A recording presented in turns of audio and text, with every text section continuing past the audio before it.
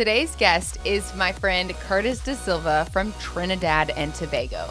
Curtis has spent his entire professional career fishing between the Southern Caribbean and the island of Madeira. In fact, he has fished the last 15 seasons on the island of Madeira, and a few weeks ago weighed the first, and as of July 2nd only, grander of the 2024 Blue Marlin season. In this episode, we're going to dive into the story about that fish, as well as what it takes to fish the eastern Atlantic islands of Madeira and the Azores, how they compare to the fishery of the Southern Caribbean, and looking into a little bit on the relationship between Curtis and his father, legendary Captain Frothy from the Pesca Grossa, as well as why fishing is so important to him. It's always a pleasure to sit down and talk to Curtis, and it's another great episode in the books. You're not going to want to miss it.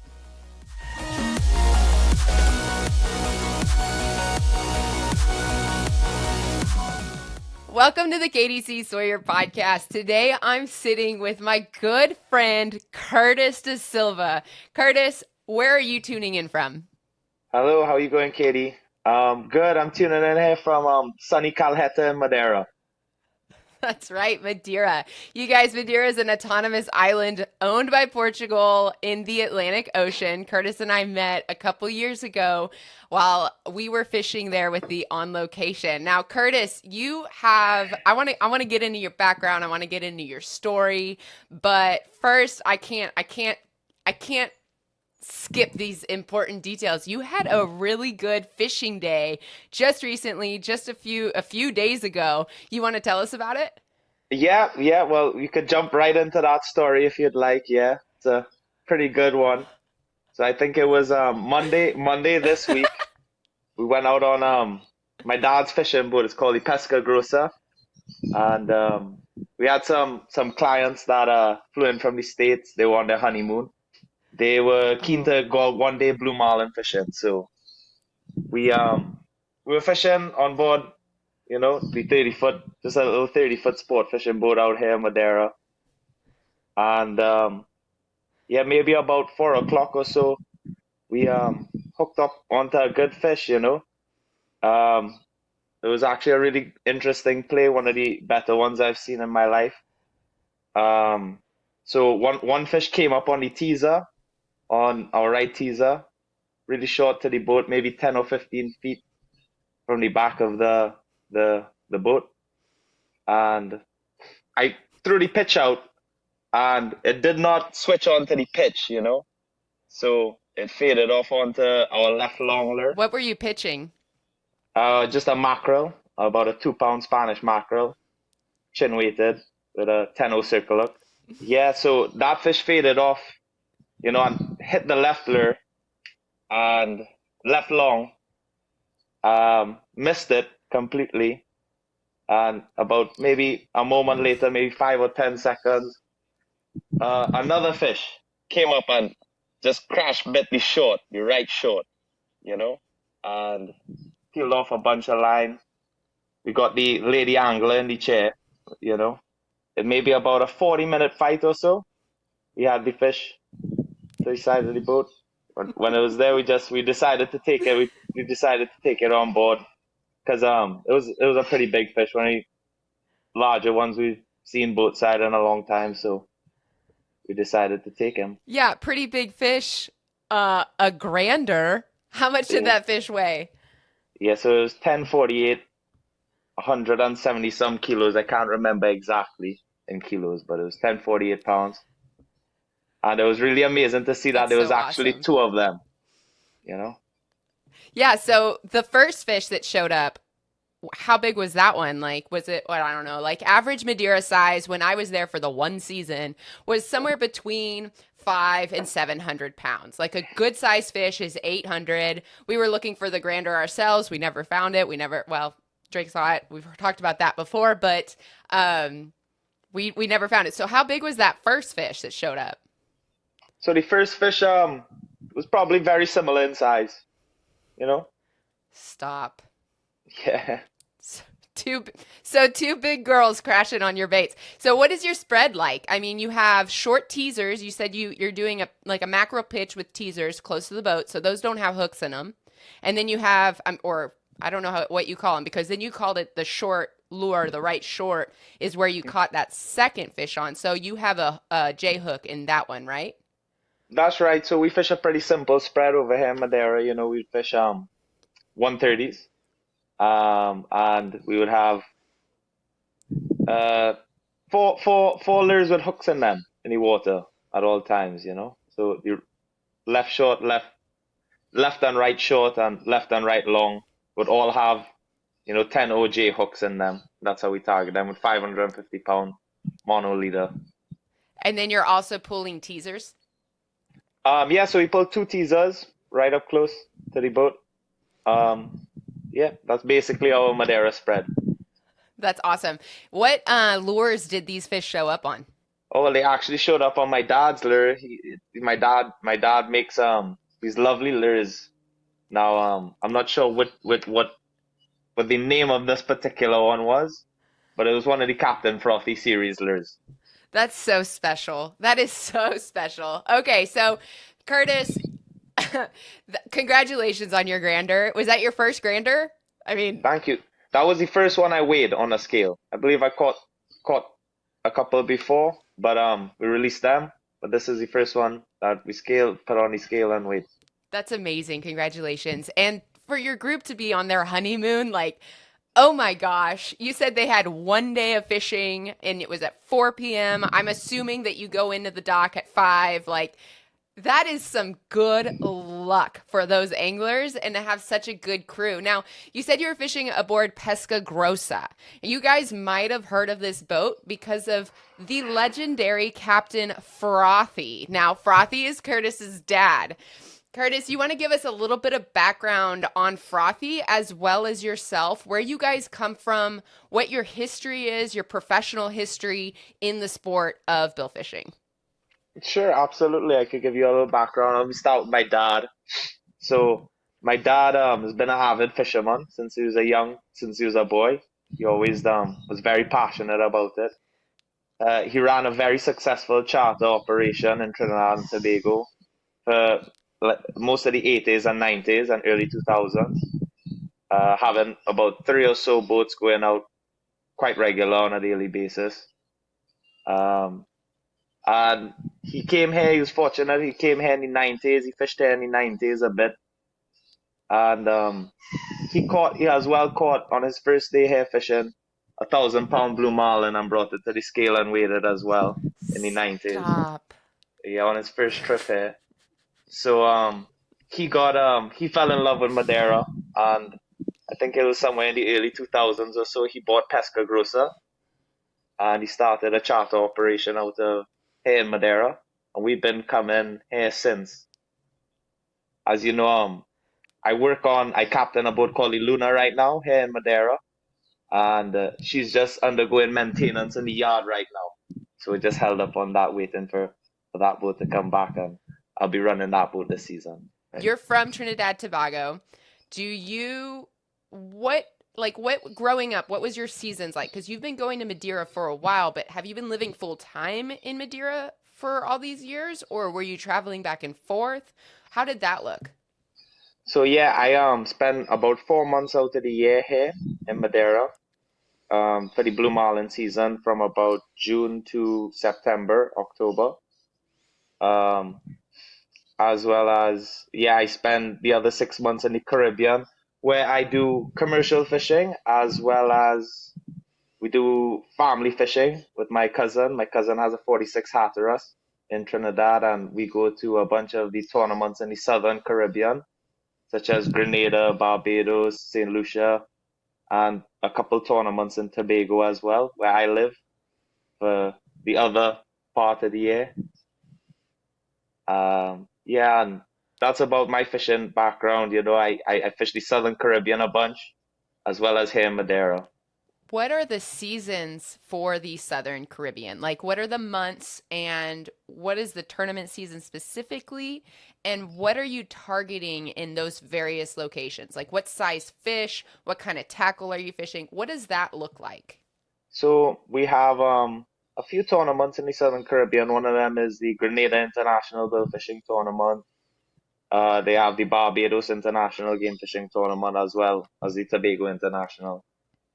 Um, we fish for, mainly sailfish and smaller size blue marlin. So we do the dredge, teaser, circle hook fishing for the smaller billfish in the Southern Caribbean.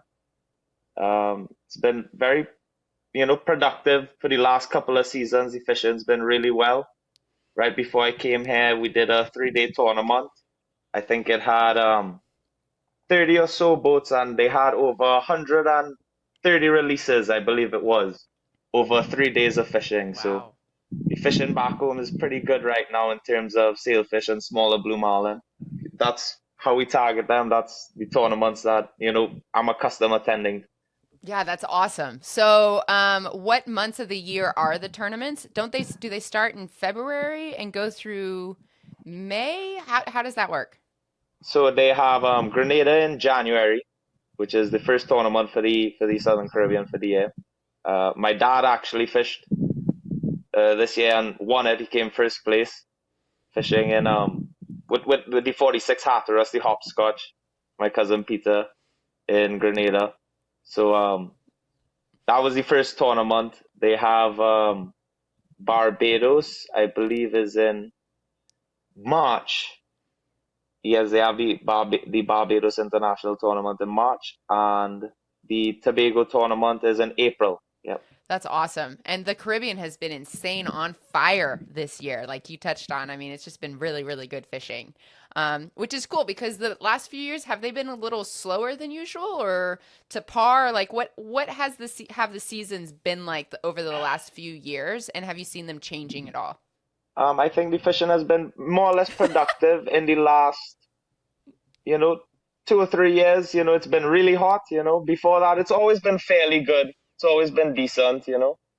But yeah, it's really been picking up in the last year or two. Been having a lot more releases per average per tournament. So That's awesome.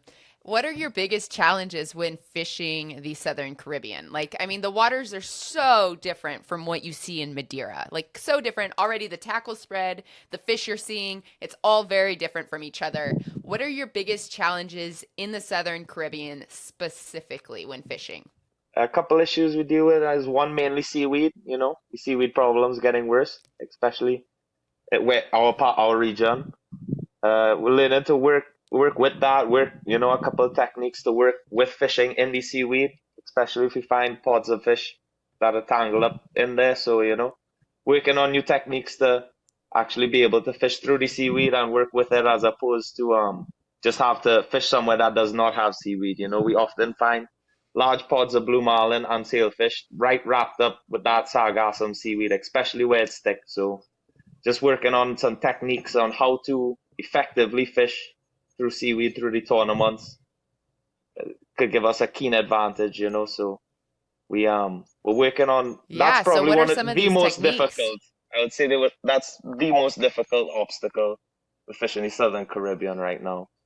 As well as, we might get rough weather here and there, but Part of Caribbean life for sure.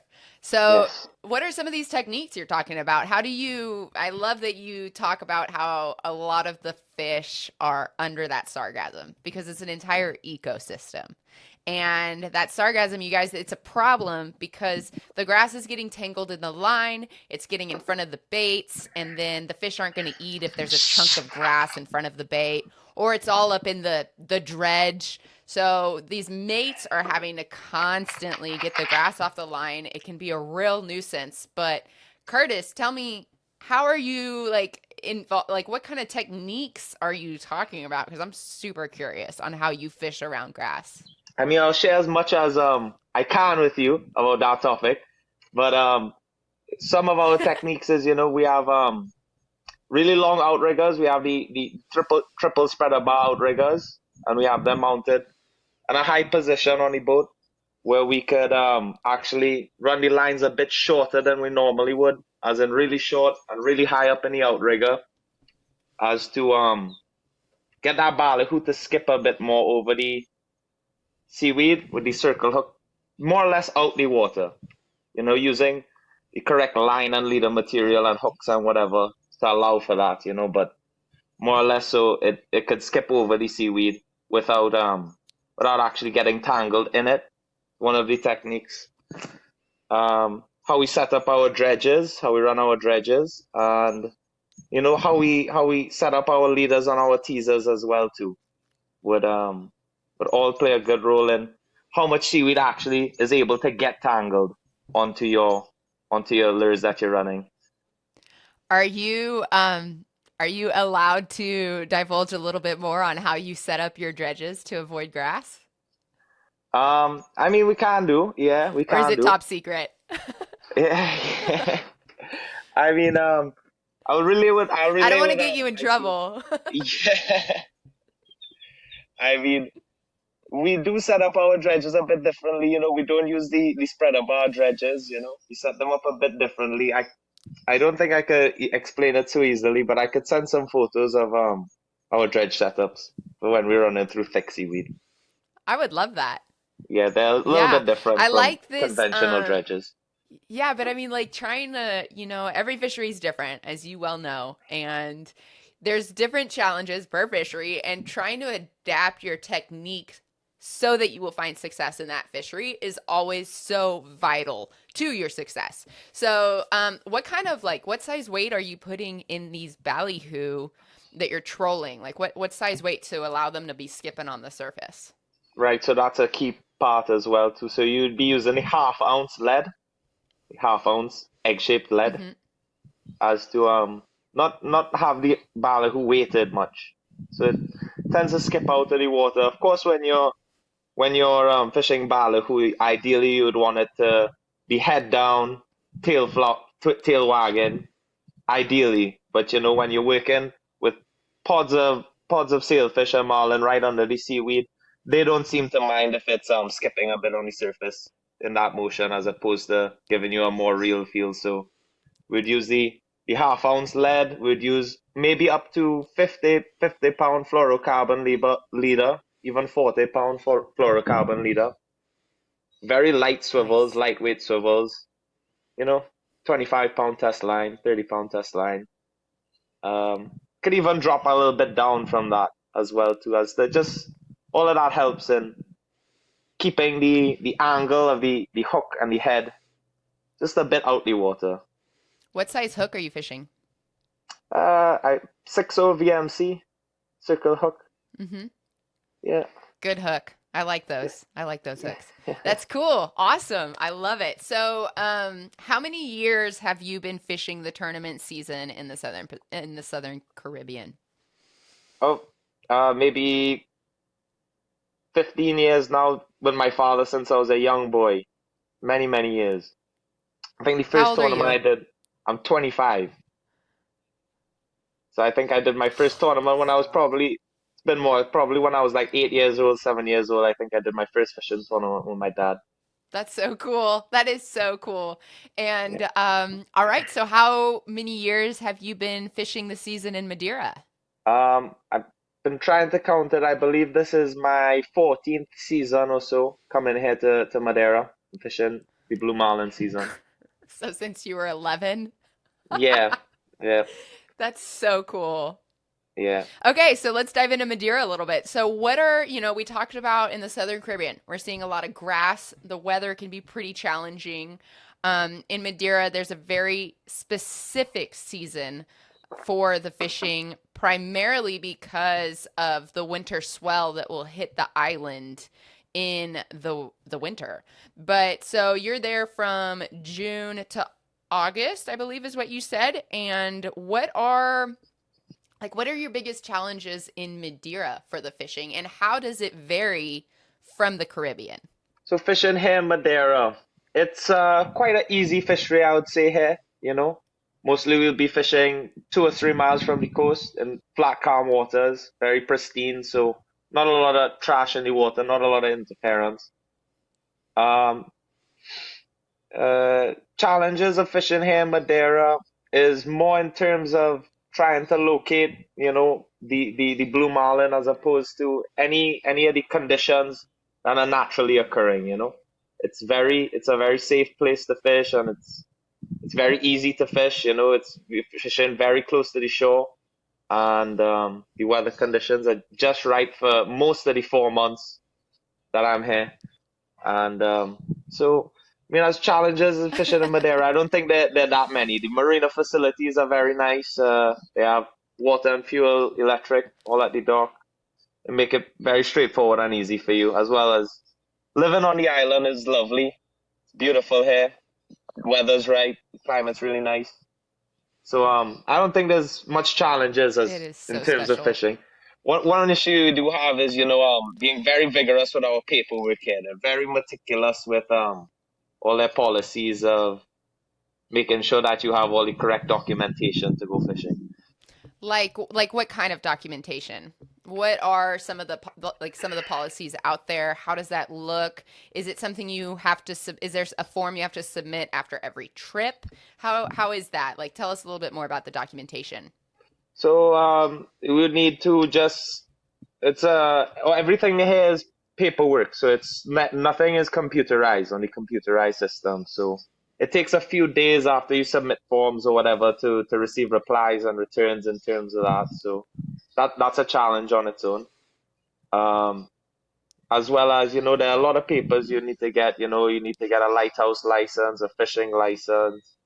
We would have out of the water inspections as well as in the water inspections annually on the boats, as well as inspections of all, the safety gear on board the boat, which is pretty standard, I think, globally. But we managed to work around that and make sure that we have everything in compliance with it. But sometimes it takes a few days just to get a response from these guys, and that's about it.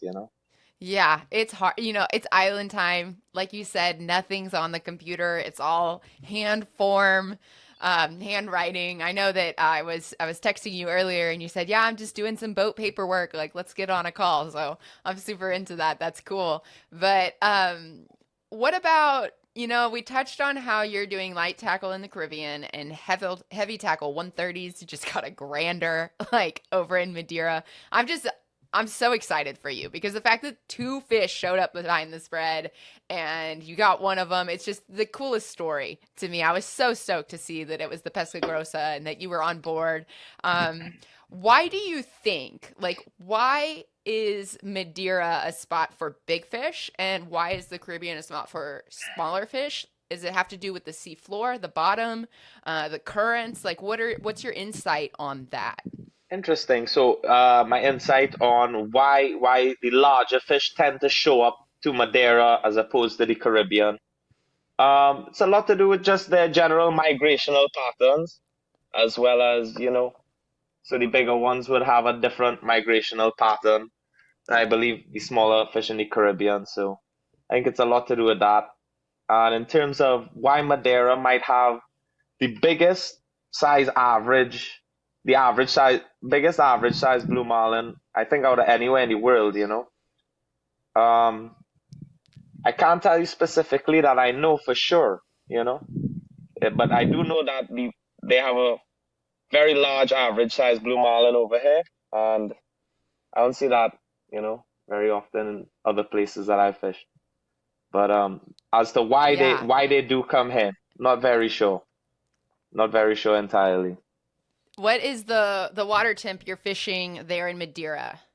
Right now, right now it's about 21, 22 degrees Celsius in between that Oh range. shoot, what is that? That's like a 7982 in Fahrenheit. I could be wrong. It's been a while since I've Celsiused up, but that's probably that's pretty.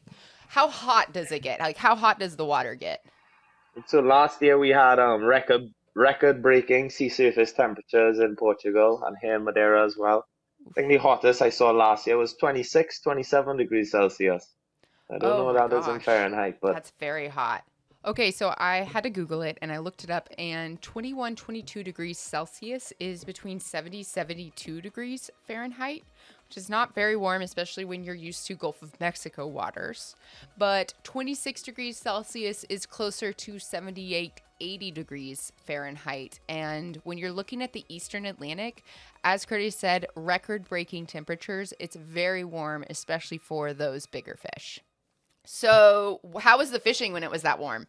The fishing generally it was slow. It was slow here in Madeira last season, with not too many fish being caught here by the fleet. But right next door, about 550 miles away, they had phenomenal blue marlin fishery in the Azores. With very similar with very Right next similar door. water temperature. Yeah, but I think it's largely to do with how the bait forms up down there. They have a lot of banks over there, and that the bait is able to stick to a lot of structure. Whereas opposed to Madeira is just a big shelf, not too many banks to fish offshore here. Madeira just drops off. So Madeira is like a really steep island. It's where I learned how to drive stick shift, and it was extremely challenging. But it's a very steep island, and it continues in its steepness past the water, right? So, Curtis talked about how we're fishing anywhere from 1 to 3 miles off of out of the marina. It's because that water the seafloor just drops off. So in the Azores, Curtis, have you spent any time fishing the Azores? So last year in October, I did a 10-day trip to the Azores to Blue Marlin fish, and it was very good. It was Cool. probably at the peak of when the bite was red hot, and yes, I did spend 10 days there last year. So what island were you fishing on? And tell me a little bit about like the banks that you're talking about. Like is it like a gradual, does the seafloor decline gradually there for a little while? And the like what was the depth that the bait was pushing up on? What was the fishing like? Give me a little bit of insight in that.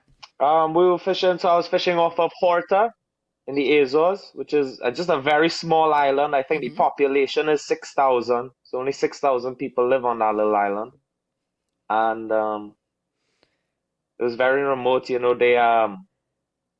They had the bag company operation was there, the Uno Mass sport fishing operation was there, as well as the charter fleet. Um, we did 4 days fishing, raised a couple nice blue marlin. I think we caught four from six over that time, as well as hooked onto a really, Nice. really big bluefin tuna.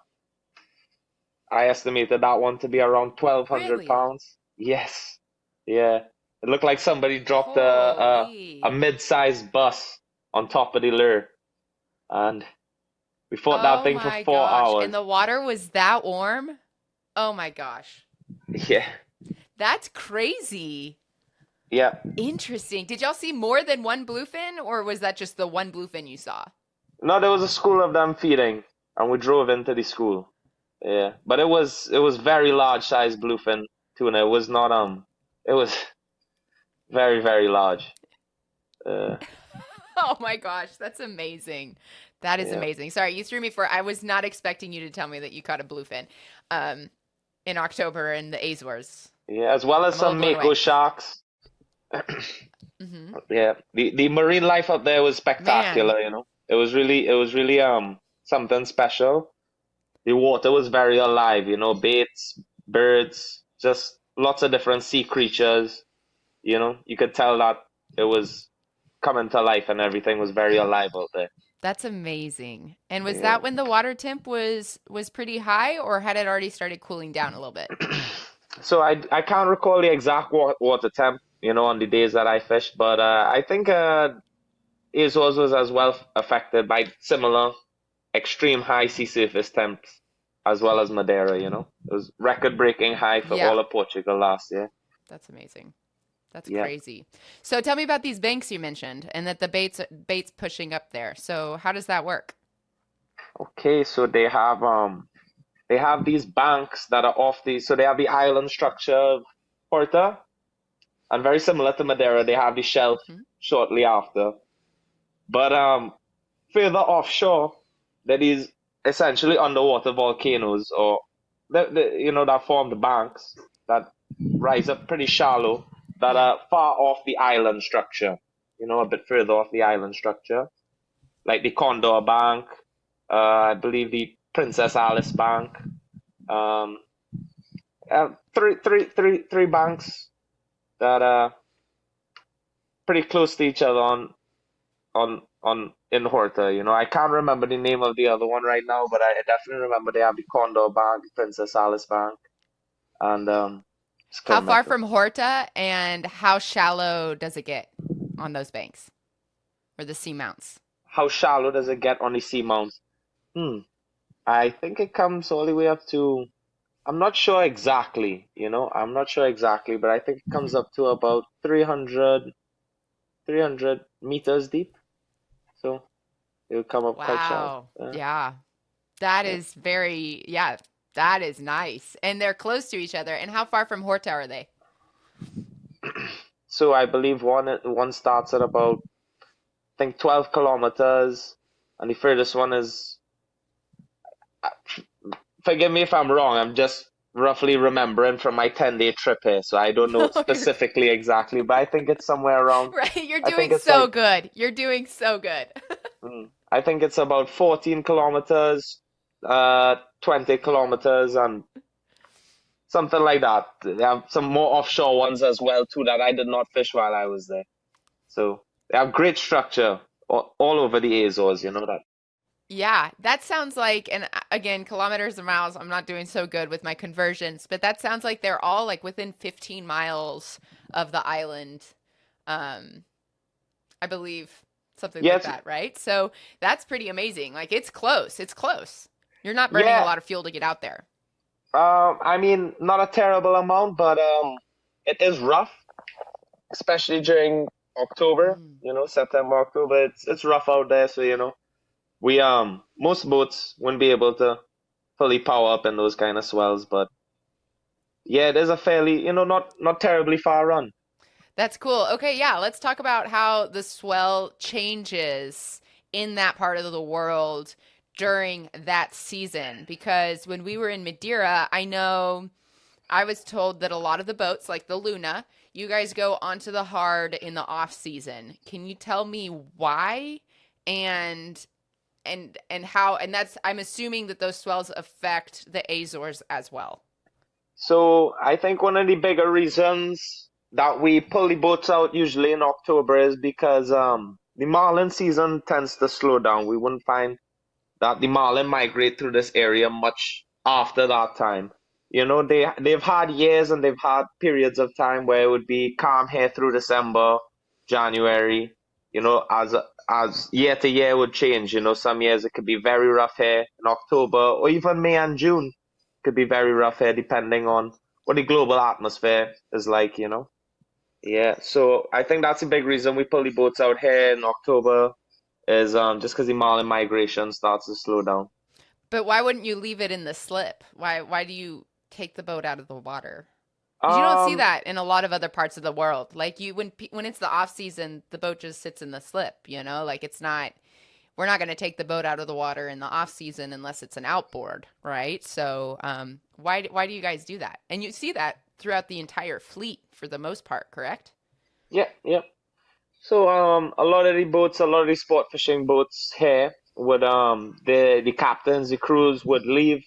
They would leave, go to Latin America, the United States, different parts of Europe, and it's a risk. It's always a risk because we do have forecasts of what it should be like, maybe 2 weeks in advance. But you're never gonna know if it's gonna be one of those years where you're gonna have a lot of swells coming through, and it the boat might be damaged in the marina, and with no captain and crew here, to check out for these boats and look after these boats, the owners find it's a lot more safe to have them out the water where they can't sink. Truth, truth. I know that when we got to Madeira in 2021, the bulkhead along the outside of the marina had just recently been redone. You could see where a big wave came in and just tore the seawall of the marina down. Am I right? Like, or did I make that up? Yeah, no, yes. So yeah, they do have big swells that come and chew at the seawall and definitely knock bits of concrete off of that retaining wall that's protecting the marina. I mean, we lost a cleat. We lost a cleat when we were there from one wave just coming in and just ripping the boat. And that was in the middle of the calm season. And we're fishing in Madeira. You're fishing the lee of the island, so it is like a swimming pool out there. It's really nice. It's really close to shore, and every now and then you see two granders behind your spread. So so cool. And the hard, so tell us about the boatyard in Madeira because my mind was kind of blown by that as well. We talked about how the island is super steep. So there's not a lot of places to have a boatyard. Can you give us little details on it? Okay, so the boatyard in Madeira is situated actually under the airport runway, and the airport runway it's built on stilts, so it's a huge concrete structure, and yeah, they have the lovely company Technovia that has the boatyard service there, and yeah, they're always very responsive and helping us out, with, giving us a hand with whatever we need down there at the outhaul spot. Yeah, it's pretty cool. It's an That's so interesting place. cool. Yeah. Yeah, it's crazy. It's so crazy, you guys. Like, I've never seen an airport runway that is superimposed over the ground. And to have a bunch of yachts sitting under it in the boatyard is just like a kind of like a Twilight Zone type experience. But Madeira is known, like the airport's known for its, I mean, lack of a better word, but its sketchiness. Like it's a crazy plane landing to get into Madeira, and it's like a one shot. You can't miss. You can't miss. So those pilots, have you flown in and out of Madeira a lot, Curtis? I'm assuming Yeah, so. You get there by plane. yes, absolutely. Yeah, I've been in and out here a bunch of times now. And the airport, I feel like it's fairly safe. You know, I feel like it's pretty safe. You know, it does feel sketchy. Sometimes they do close off the flights. Quite often they do close off the flights and they reroute them to the smaller island, Porto Santo, which is a few minutes In the flight time Azores. from here. No, it's here in Madeira. It's part of Madeira, Porto Oh, Santo. Porto Santo. Yeah. Okay. Yes, That makes sense. Yep. Southeast of Madeira, right? I believe so. Yes, Yeah. Cool. Oh yeah, I never made southeast. it over there. Yeah, yeah, lovely little island. And yeah, sometimes they do reroute the flights to Azores as well too, just depending on what the local weather conditions are like. Yeah, that's awesome. Tell us a little bit about the fleet in Madeira. You have a super international fleet there. You've got some local teams, but also, teams from all sorts of different countries. Can you tell us a little bit about the size of the fleet and where people come from? So there's I consider it to be a small charter fleet, maybe five to eight boats or so that operate out of Madeira. And yeah, like you said, most of them. I mean, my dad runs the Pesca Grossa. I run the Luna. Um, they have a couple other boats with Madeiran teams, but not too many foreign people. I think they have a couple of guys up from England as well too. But not that many people actually run charter boats down here. You know, they got a small group of English guys and me and my dad and a couple local guys as well that run charter boats here.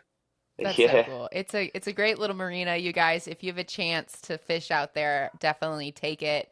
And I'll link Curtis's information in the description below so you can schedule a charter with him because he's a heck of a fisherman, as you know from this episode. He's had all sorts of experience. Now, Curtis, tell me like your favorite day on the water in Madeira.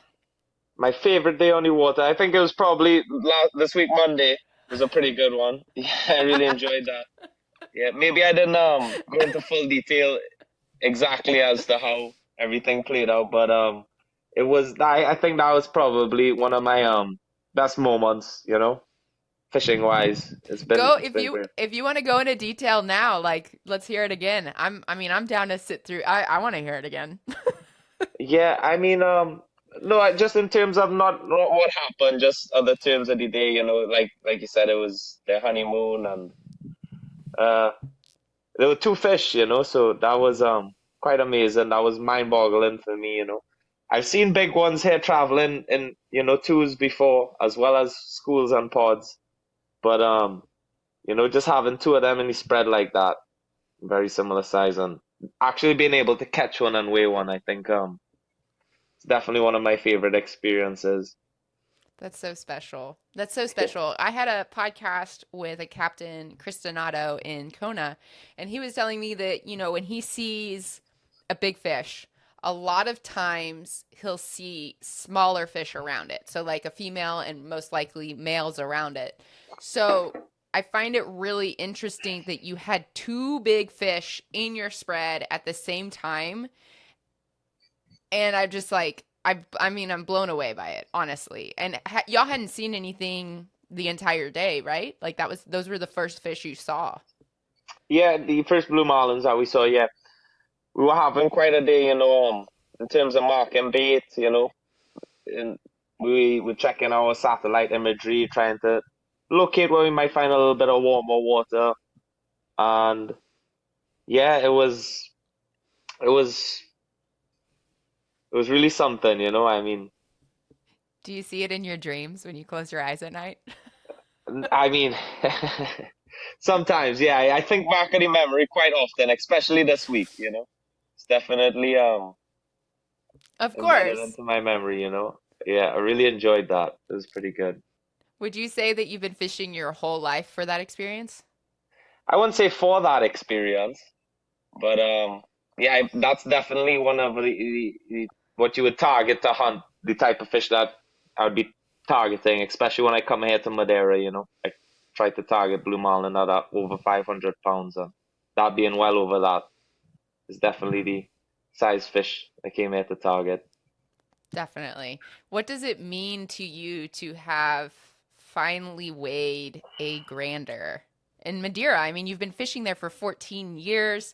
You said you've caught a handful that you think are over the mark, but to bring it back to the dock, to catch it within 40 minutes, that's amazing. And to bring it back to the dock and weigh it and it's over the mark, it's got to be just a really proud moment for you. Can you tell me a little bit about what that experience is like? Because I don't know what it feels like. And I want to know what it's like and what it means to you specifically.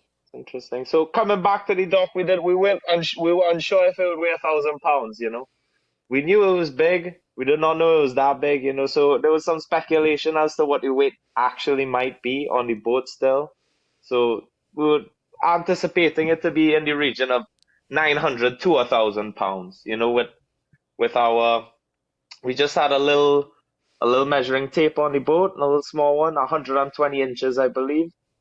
And we measured the fish, the length of the fish, and it took up the whole tape. We weren't able to measure the whole fish because the tail was in the water still as well too. So we weren't actually able to get a proper measurement on the fish until we got it on the crane and off the boat. So it had a pretty big half girth at 39 inches. So we did realize that it was a very girthy Wow. fish, very very fat fish. So we didn't know it had the girth of a grander. But we were unsure about the length because the scale, the little measuring tape we had didn't let us. But we pulled it off the boat and got it on the scale and found out it was 1,048. So it was in that moment it was pretty cool to know that it was over a grand because those type of fish, like you say, blue marlin fishermen hunt for a lifetime. And yes, I think it is a fish of a lifetime. It is. It's so cool. Now, what made y'all decide? Did the fish come up dead, or did you decide to swing the gaff? So it came up tail wrapped on the leader. It came up tail wrapped. Um, it was Hmm. pretty docile, but we saw that the fish was pretty Yeah. huge. We thought it was over the mark, so we decided to boat it. Yeah, it was, you Yeah. know, it wasn't a very lively fish because it's been tail wrapped, we were pulling it backwards for I think probably Yeah, 20 of minutes course. or 30 minutes, a 20-minute fight. But Which yeah. you guys, when that happens, that means that the fish it can't breathe. So it's kind of unfortunate. It's super unfortunate when a fish gets tail wrapped, but if it's a fish of that size and you're going to weigh it, it's safer for the team, in these situations for this fish to be docile. They can really, cause some havoc, and it's a precious memory for everyone. Killing a fish is never like that fun, but also, these fishermen, we pursue this experience our entire lives. And Curtis, do you think that now that you've like achieved this, is it going to affect the way you hit the water every day, or do you see any differences in your mindset or your experience? No, not in particular. I don't think I view fishing much differently, I always knew, situations and there are fish out here that do exist like that. And no, I don't think it's mentally gonna change the way that I approach fishing or I attach myself to fishing. I'm a second generation fisherman, so I always knew fishing is a big part of my life, and I always plan to do fishing trips for the rest of my life. So, I mean, I really do love fishing and I'm passionate about it, but I don't think it's changed the way I view fishing. What do you think you love so much about fishing? Like, what do you think keeps calling you back to the ocean? I Okay. mean, obviously it's in your blood. Yeah. That's a good question. I mean, I'm very passionate about it, marine ecosystems. I love seeing fish in their natural environments and being out there in the ocean, in Madeira, the ocean's very beautiful, fresh air, very peaceful. So all great things I love about my job, and it beats working, in an office or something like this. So I think that's why I'm very passionate about it. Just it's a lovely environment out there, and it's a very enjoyable job. I couldn't agree more. I love being on the ocean. It's just the way it makes you feel is so peaceful. And you guys, so you have big blue marlin and Madeira. We've talked about that. What other fish are you catching out there? Like, is there another fish that you target when you're fishing those waters? So we do target big eye tuna when they are around, and some large size big eye tuna. Some of them exceeding 300 pounds. Other than that, Mm-hmm. we try deep dropping some for different species of grouper shark that they have here. We catch all sorts of crazy creatures from the deep with our deep dropping equipment. So we've been trying that, as well as the wahoo fishing here is good as well too. They do have decent wahoo fishing here. But while I'm here in Madeira, I try to target my focus around fishing for big blue marlin. It's definitely where I try to focus most of my thought. Now, why do you think, like, I find that interesting because me too. Like, I love tuna, I love wahoo, I love eating fish, but my passion is with chasing the billfish. Like, I want the billfish, you want the billfish, even though most of the time it's catch and release. Like, why do you think that is? Like, what is it about billfishing? That's a good question. Well, it's visually it's phenomenal, when you see a marlin able to trace one of these lures and take multiple hits at it, or even just one single hit and go airborne, or whatever they do, it's visually spectacular. So it's breathtaking in that sense. Um, and in terms of, I just grew up blue marlin fishing. My dad was always a very avid blue marlin fisherman, and I guess that always seemed to be the targeted species that he would try to catch as well too, So for me, it's also just following along Yeah. those lines and just being very passionate about that. Yeah, for sure. For sure. And those big eye, you mentioned that they get really big. We caught a handful of really big eye when we were in Madeira in the sunset hours. In the summertime, the sun sets really late. I mean, am I right? I feel like 9 p.m. was when the sun was setting. So those are some really full days on the water if you're going the whole sunlight hours, which we did. But I think Yes. most people don't. Um,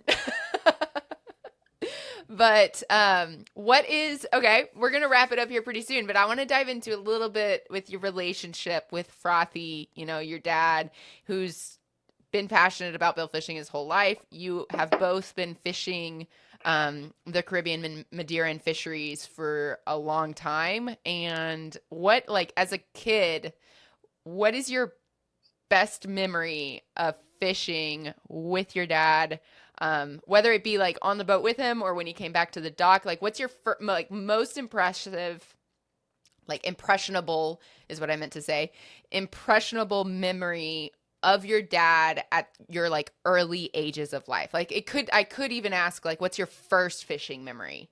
That's a good one, yeah. So I think a lot of my most prized memories with my dad are some of the earlier fishing experiences, some of the first fishing trips we ever been on, My first blue marlin, my first fish. Um, in terms of details of exactly what happened on those days and where we were fishing, I can't really remember, but I definitely do remember, you know, fishing with him, in lakes and stuff when I was a young child and, catching different species of lake fish and as well as going offshore and catching blue marlin and tuna. Well, I think I got my first one when I was 9 years old or so, and that was truly very good memory with my dad. Fishing here in Madeira, I had some amazing experiences. I think it was in 2015. I was fishing with my dad on the Pesca Grossa as well too, and we had a really amazing day as well too. We were fishing. I think it was similar. It was around 4 o'clock in the evening, and we were coming in from a long day, no fish. We were just coming in, and it was 4 o'clock, and we had a big one take on the left, on the right long, I believe it was. Take the lure and dump out a bunch of line. Nobody saw the bite. And I was clearing the spread. I cleared in the spread, and I pulled in the left short, and about a 700-pound fish or so came and ate that lure as well too. So we had two on at the same time, and we caught the 700-pounder, and then we got to the other one, and we brought it to the boat, and we thought that one was 1,100 pounds. So that was probably the best experience I had with my dad in terms of a good fishing day as well too. So it's interesting to know that the bigger ones do travel in twos and multiple. That is so incredible. That's so cool. And I love, oh my gosh, I love that, like, one hit and then you're clearing the spread. So the speed of the lure changed.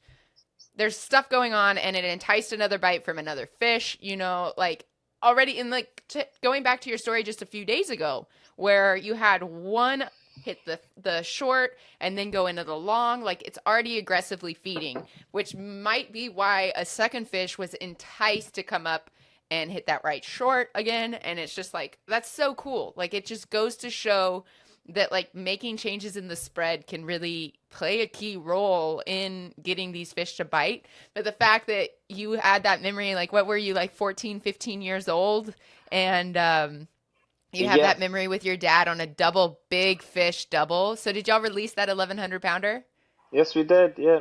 We or put that one back. that big girl? Yeah, we did. Yeah. Yes, we Man, did. that's amazing. Yeah, we That's released so both of those cool. fish. That's so cool, Curtis. Yeah. I love it. And like, even, and in a lot of places in the world, especially in the summertime, we have a lot of tournaments going on, especially in the Gulf and Eastern Atlantic. And killing these fish, it's part of it, but it's not always part of it. Like, releasing fish in the bill fishing world is more often than not what happens. And as fishermen, we're so passionate about conservation. And I think it's interesting, having this conversation with you, Curtis. You're talking about the seasons, what you're seeing. There's two big fish at the same time. A lot of what we know about these fish, we know from recreational fishermen, charter fishermen that are out there on the water every day. We know their migration patterns a little bit more than we would if we weren't out there on the water every day in every season. I think that's so cool. So Curtis, congratulations so much on your grandeur. I'm so proud of you. I'm so excited for you. Can you tell our listeners where they can find you and where they can book a charter with Luna? Absolutely. Thank you very much. I mean, for having me as well. You can find at Madeira Sport Fishing or my Facebook, Curtis De Silva, on Facebook or Instagram.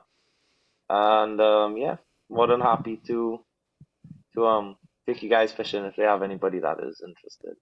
Are you also running charters in Southern Caribbean? Yep. So my brother owns and operates 43 Bertram in Grenada, and I work on him as a mate with him during the season over there. So Perfect. that So I'll make sure to tag those operations in the description below. So you guys check those out. If you want to book with Curtis, I highly recommend. He's a great time. And Curtis, do you have any last words for the listeners or anything you want to say to close out?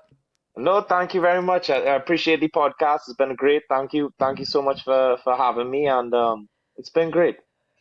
You're so awesome, Curtis. I really appreciate the chat, and we'll talk soon. And that's a wrap. If you like this episode, please feel free to share. If you're watching on YouTube, feel free to like, share, and subscribe. And if you listen to it, do check out the YouTube video because Curtis has shared some good photo and video content to support our conversation. Y'all don't stop chasing your wild, and we'll be seeing you out there.